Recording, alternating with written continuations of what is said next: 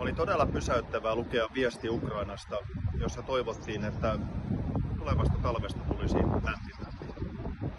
Kyse on siis siitä, että ukrainalaiset joutuvat elämään ilman sähköä, lämpöä, vettä monesti, koska Venäjä on tietoisesti tuhonnut heidän energiainfrastruktuuriaan.